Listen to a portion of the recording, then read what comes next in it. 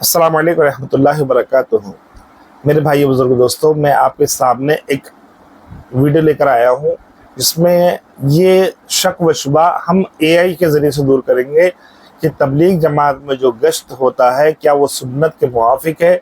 नबी सल्लल्लाहु अलैहि वसल्लम इस तरह ही गश्त किया करते थे, तो चैट जीपीटी क्या जवाब देता है कुरान और हदीस की रोशनी में, वो हम यहाँ पर देखेंगे। और ये किसी उलेमा का नज़रिया नहीं है, क्योंकि कुरान और हदीस की रोशनी में जो भी बात करता है कोई भी उलेमा, वो अपनी सोच समझ के साथ करता है, वो उसकी अपनी जो है सोच रहती है।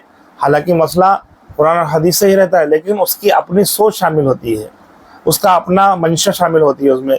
जिससे कि एक मसले को कई जो है दूसरे मकतब फ़िक्र के आलिम भी उसी कुरान और हदीस की रोशनी में मसला निकालते हैं, उसका हल निकालते हैं, लेकिन उस पर हर किसी का इजमा नहीं होता, हत्ता कि खुद उलमा का भी इजमा नहीं होता। जैसे कि फातिहा का मसाइल है कि फातिहा का मसाइल जो है दूसरे मकतब फ़िक्र के लोग कुरान और हदीस से निकालते हैं, लेकिन और उलमा देवबंद उसको साफ मना करते हैं।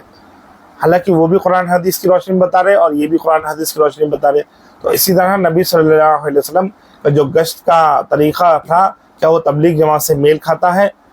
तो हम इसको जो है देखेंगे, यानी कि नबी सल्लल्लाहु अलैहि वसल्लम की गश्त और तबलीग जमात की गश्त क्या दोनों एक ही नहज पर हैं? अब हम एआई से पूछेंगे इस चीज़ को, चैट जीपीटी को पूछेंगे। अस्सलाम वालेकुम रहमतुल्लाहि वबरकातुहू। हमने चैट जीपीटी से पूछा नबी सल्लल्लाहु अलैहि वसल्लम किस तरह गश्त किया करते थे, तो चैट जीपीटी ने जवाब दिया, नबी करीम सल्लल्लाहु अलैहि वसल्लम का गश्त यानी दावत और तबलीग का अमल एक बहुत अहम पहलू है आपकी ज़िंदगी का। आप सल्लल्लाहु अलैहि वसल्लम ने लोगों को दीन की दावत देने के लिए मुख्तलिफ तरीके अख्तियार किए, जो आज के दौर के तबलीगी गश्त के लिए भी मिसाल है। यही कुछ अहम तरीके और उसूलात हैं जो नबी सल्लल्लाहु अलैहि वसल्लम गश्त के लिए इख्तियार किए। नंबर 1, दारुल अरकम का निज़ाम। शुरुआती दौर, मक्का के शुरुआती दौर में नबी सल्लल्लाहु अलैहि वसल्लम ने छुप कर दावत का काम किया। आप सल्लल्लाहु अलैहि वसल्लम ने एक मखसूस जगह दारुल अरकम में चुने हुए लोगों को दीन की तालीम दी। ये एक तरबियती मरकज़ बन गया, जैसे कि निज़ामुद्दीन का मरकज़ है उस तरह से एक मरकज़ जो है, जैसे निज़ामुद्दीन की एक तरतीब है कि वहाँ मरकज़ है, तो ये भी दारुल अरकम एक मरकज़ बन गया था। नंबर 2, बाज़ारी और अवामी गश्त। आप सल्लल्लाहु अलैहि वसल्लम बाज़ारों में जाकर लोगों को दावत देते थे। हज के मौके पर मीना के मकामात पर आप कबाइल के खेमों में जाकर दावत देते। अय्युहन्नास क़ुलू ला इलाहा इल्लल्लाह तुफ़्लिहू, लोगों ला इलाहा इल्लल्लाह कह दो फलाह पा जाओगे। आप सल्लल्लाहु अलैहि वसल्लम ने उक़स, मजन्ना और दुल मजाज के मेलों में भी लोगों को रोशन दिनों में दावत दी। नंबर 3, घर घर दावत देना। आप सल्लल्लाहु अलैहि वसल्लम ने लोगों को घरों पर जाकर दावत दी।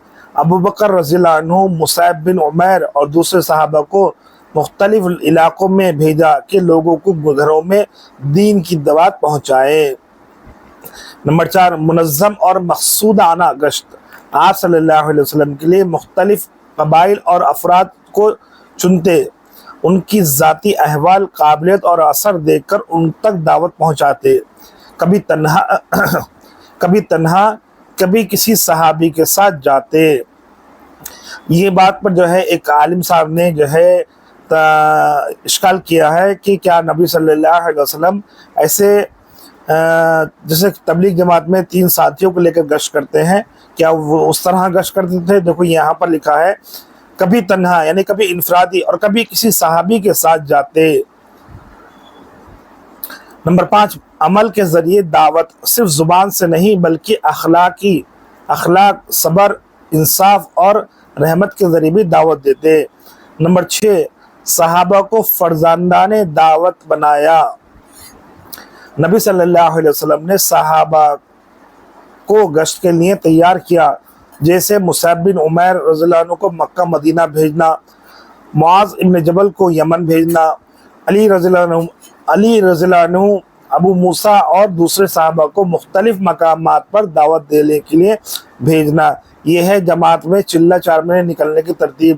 یہاں نبی صلی اللہ علیہ وسلم نے دن مخصوص نہیں کیے، لیکن صحابہ کو اللہ کے راستے میں جو ہے دعوت دینے کے لیے بھیجا۔ یہاں مصعب بن عمیر کو مدینہ بھیجنا، معاذ بن جبل کو یمن بھیجنا، علی رضی اللہ عنہ، ابو موسیٰ اور دوسرے صحابہ کو مختلف مقامات پر دعوت کے لیے بھیجنا، یعنی کہ اپنے مقام سے ہٹ کر دوسرے مقام پر بھیجنا، یہ ہے جماعت کی جانے کی ترتیب۔ لیکن یہاں پر دن مخصوص نہیں ہے جیسے کہ تبلیغ میں ہے، وہ تو ہماری سہولت کے لیے 3 دن 40 دن 4 مہینے کا جو ہے ترتیب ہے۔ اب چیٹ جی پی ٹی آگے کیا جواب دیتا ہے؟ آج کے دور میں تبلیغی جماعت کا گشت 6 صفات، محلوں میں جا کر دعوت دینا، اخلاق سے لوگوں کا دل جیتنا، یہ سب سنت نبی کا ہی ایک نظام ہے جو نئے طریقے سے زندہ کیا گیا ہے۔ یہ تھا چیٹ جی پی ٹی کا جواب۔ اس نے صاف کہہ دیا کہ تبلیغ جماعت کا جو کام ہے وہ بالکل سنت نبی میں ہے۔ 6 صفات، محلوں میں جا کر دعوت دینا، اخلاق سے لوگوں کا دل جیتنا، یہ سب سنت نبی کا ہی ایک نظام ہے جو نئے طریقے سے زندہ کیا گیا ہے، یہاں صاف لکھا اس نے کہ طریقہ وہی ہے لیکن نئے طریقے سے زندہ کیا گیا ہے۔ اس کے بعد میں اس سے اور جا کے اور کچھ سوال کیا۔ بازار اور میلوں میں گشت کرنا۔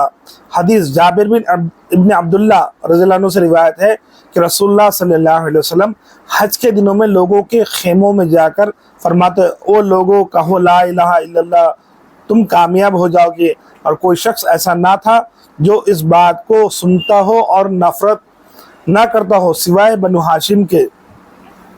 مسند احمد حدیث نمبر 14859۔ تو آخر میں پھر دوبارہ یہی جواب دے رہا ہے، یہ گشت کا بالکل ویسا انداز تھا جیسے آج تبلیغی گشت میں ہوتا ہے۔ نمبر 2، گھر گھر دعوت دینا۔ حدیث امام بہیقی نے روایت کیا ہے، نبی صلی اللہ علیہ وسلم نے گھر گھر جا کر انہیں اسلام کی دعوت دیا کرتے تھے۔ بہیقی فی الدالہ النبوہ، یہ کتاب کا نام ہے۔ نمبر 3، دعوت میں اخلاص اور صبر۔ قرآن سے دلیل، ادعو الی سبیل ربک فی حکمہ ربک بالحکمہ والموعظۃ الحسنہ، اپنے رب کے راستے کی طرف۔ یہ کیونکہ عربی میں نہیں ہے اور انگلش میں لکھا ہوا ہے قرآن کی آیت، اس لیے تھوڑا آگے پیچھے مجھ سے پڑھنے میں ہو رہی ہے، کیونکہ قرآن کو عربی میں ہی اچھا پڑھ سکتا ہوں میں۔ اپنے رب کے راستے کی طرف دعوت دو حکمت اور بہترین نصیحت کے ساتھ۔ سورہ نحل آیت نمبر 125۔ یہ قرآنی اصول بھی نبی صلی اللہ علیہ وسلم کے گشت کے انداز میں دکھائی دیتا ہے۔ نمبر 4، صحابہ کو گشت پر بھیجنا۔ یہ اعتراض جو ہے ایک مفتی صاحب نے اٹھایا کہ کیا تبلیغی جماعت کا گشت ایسا ہے جیسے کہ نبی صلی اللہ علیہ وسلم کے دور میں تھا؟ تو صحابہ کو گشت پر بھیجنا، نبی صلی اللہ علیہ وسلم نے مصعب بن عمیر مدینہ یثرب بھیجا تاکہ وہ لوگوں کو قرآن اور دین سکھائیں۔ ابن ہشام سیرہ والیوم 1۔ مصعب رضی اللہ عنہ کا کام گشت، تعلیم اور دعوت تھا۔ ان کی دعوت سے سعد ابن معاذ، اسید بن حدیر جیسے بڑے لوگ اسلام لائے۔ نمبر 5، عام لوگوں کو دعوت دینا، نہ صرف خاص کو۔ حدیث رسول اللہ صلی اللہ علیہ وسلم نے فرمایا، بلغوا عنی ولا آیہ، میری طرف سے پیغام پہنچاؤ چاہے ایک آیت ہی کیوں نہ ہو۔ بخاری شریف کی حدیث ہے یہ، حدیث نمبر 3461۔ یہ دعوت اور گشت کا حکم، یہ دعوت اور گشت کا عام حکم ہے، ہر شخص اس میں حصہ لے سکتا ہے، اس جو ہے حدیث کی بنیاد پر میری طرف سے پیغام پہنچاؤ چاہے ایک آیت ہی کیوں نہ ہو۔ تو آپ جو ہے چاہے تو اس چیز کو جو ہے چیک کر سکتے چیٹ جی پی ٹی پر کہ نبی صلی اللہ علیہ وسلم کا گشت یا تبلیغ جماعت کا گشت کیا نبی صلی اللہ علیہ وسلم کی سیرت سے ملتا ہے، ان کی سنت سے ملتا ہے، آپ کو جواب مل جائے گا۔ اب ہر علماء کی اپنا ایک نظریہ رہتا ہے، ان کا ایک اپنا منشا رہتی ہے، ان کا ایک اپنا علم رہتا ہے، وہ اپنے علم، اپنی منشا، اپنی سمجھ سے جواب دیتے ہیں. لیکن یہاں چیٹ جی پی ٹی کسی عالم کا اپنی منشا نہیں ہے، اس کی وہ کوئی اپنی منشا نہیں، وہ قرآن و حدیث کی روشنی میں ہی سرچ کر کے لایا ہے. تو اب آپ دیکھیں کہ گشت کا جو عمل ہے وہ نبی صلی اللہ علیہ وسلم کی سنت سے ہی میل کھاتا ہے. یہ جواب میرا نہیں ہے، چیٹ جی پی ٹی کا ہے.